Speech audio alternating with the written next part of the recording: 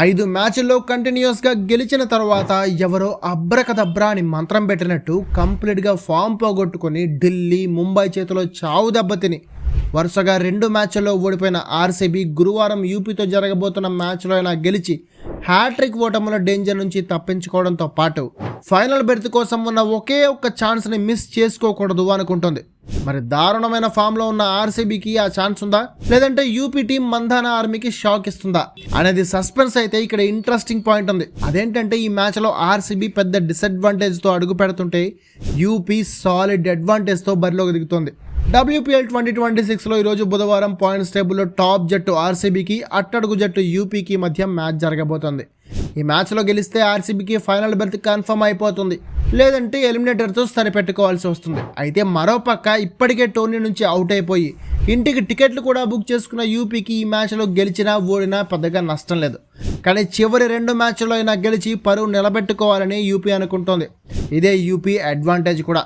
Already tourney నుంచి out అయిపోయింది కాబట్టి యూపీకి టార్గెట్స్ ఏం లేవు. మ్యాచ్ ఖచ్చితంగా గెలవాలనే రూల్ కూడా లేదు. అంటే ఫ్రీ మైండ్తో బరిలోకి దిగుతోంది యూపీ.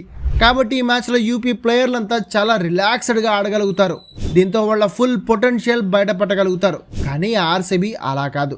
ఆల్రెడీ 2 మ్యాచ్లో చెత్త ఫామ్తో ఓడిపోవడమే కాకుండా ఈ మ్యాచ్లో కూడా ఓడిపోతే హ్యాట్రిక్ ఓటముల అవమానాన్ని మూటగట్టుకుని పరువు పోగొట్టుకోవడంతో పాటు డైరెక్ట్గా ఫైనల్ చేరే ఛాన్స్ కూడా మిస్ చేసుకుంటుంది. ఇది మంధానతో పాటు మిగిలిన ప్లేయర్లపై చాలా ప్రెషర్ పెంచుతోంది.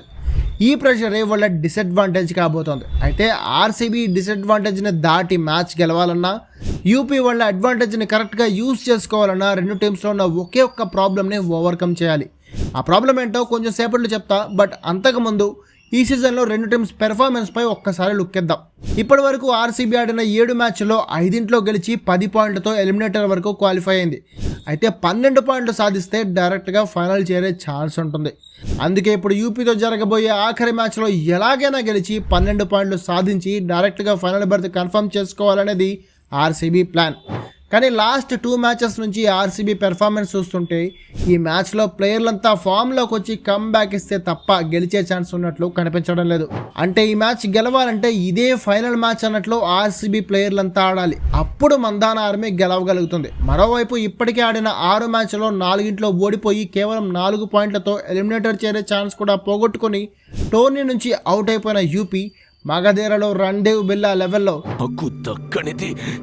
ఎవరికి దక్కనివ్వను అన్నట్లు మా టీం టోర్నీ నుంచి ఎలిమినేట్ అయినా పర్లేదు, చివరి 2 మ్యాచ్లో ఎలాగైనా గెలిచి మిగిలిన టీమ్స్ ఆశలపై కూడా దెబ్బ కొడతామంటూ స్ట్రాంగ్గా ప్లానింగ్ చేస్తుంది.